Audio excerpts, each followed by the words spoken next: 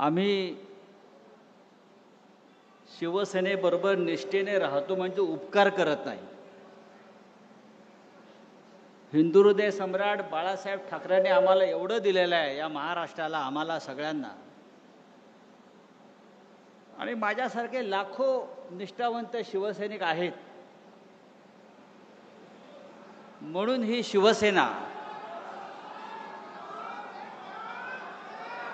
शिवसेना अनेक संकटामध्ये, वादळामध्ये उभी आहे.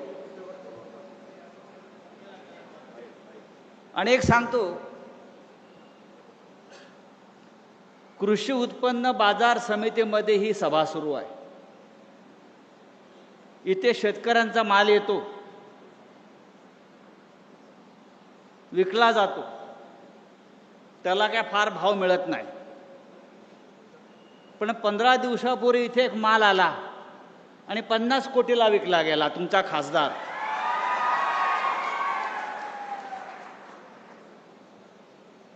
आता खासदार गेले म्हणजे गेले. आता आपल्यासाठी ते गेले. आता त्या दुखवट्याला आपण आलेलो आहोत. आता 10व 12व करू आणि पुढल्या कामाला मोकळे हो. फार दुःख करत बसायचं नाही. गाडा पाडा आणि शेवटी भगवा झेंडा फडकवा.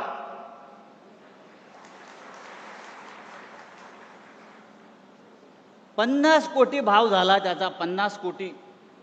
खरं म्हणजे या बाजारात त्याला कोणी 500 रुपयाला घेतलं नसतं. तो शिवसेनेमध्ये आला, त्याला माननीय उद्धव साहेबांनी खासदार केला, त्याच्या खांद्यावर भगवी शाल टाकली आणि म्हणून त्याची किंमत 50 कोटी झाली. उद्याच्या निवडणुकीत 5 रुपये पण त्याची किंमत राहणार नाही. अशा पद्धतीनं ही निवडणूक होणार आहे. मला आश्चर्य वाटतं, उद्धव साहेब विकास निधीसाठी गेले. विकास निधी, मला माझ्या मतदारसंघाचा विकास करायचा आहे. अरे कसला विकास करणार तुम्ही? 12 वर्षामध्ये नरेंद्र मोदी या देशाचा विकास करू शकला नाही. त्या नरेंद्र मोदींच्या वाराणसीमध्ये जाऊन बघा. रस्ते नाहीत, पाणी नाहीत, पूल नाहीत. ज्या मोदीचे बूट चाटायला आपण गेला तो देशाचा विकास करू शकला नाही. तुम्ही काय विकास करणार आहात? आणि कोणाकडे गेले? तर ज्याने राम मंदिराची लूट केली, राम मंदिराच्या दानपेटीतले 2000 कोटी रुपये ज्या मोदीच्या लोकांनी चोरले, त्या मोदींचे बूट चाटायला हे गेले.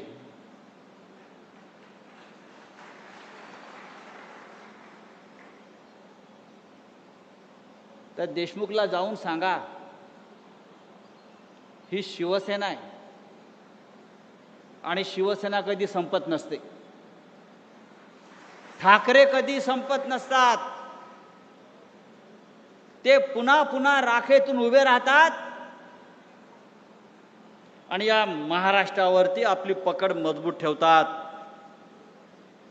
अरे तुम्ही मशालीच्या चिन्हावर निवडून आलात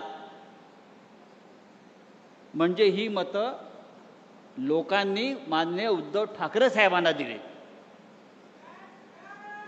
तुम्हाला गद्दारी करायची आहे तर राजीनामा द्या, पुन्हा निवडणुकीला उभे राहा आणि मग तुम्हाला कळेल या यवतमाळ वाशिमची जनता गद्दारांबरोबर आहे की निष्ठावंतांबरोबर आहे.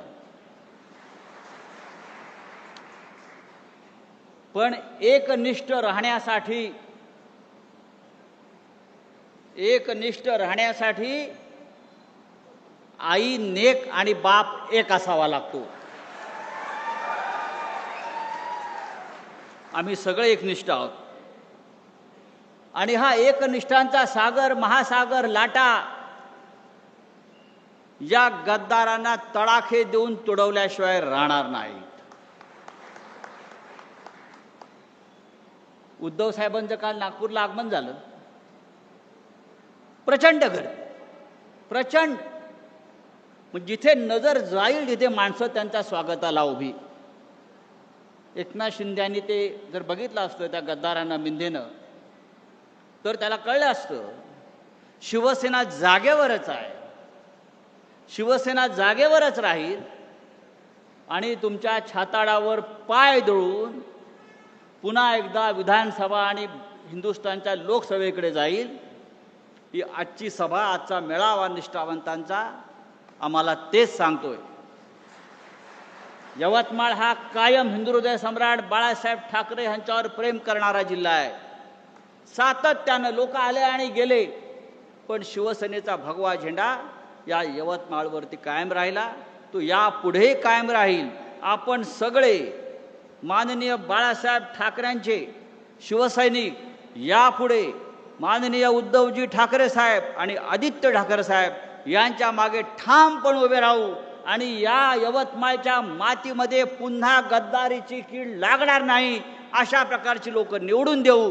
जय हिंद, जय महाराष्ट्र.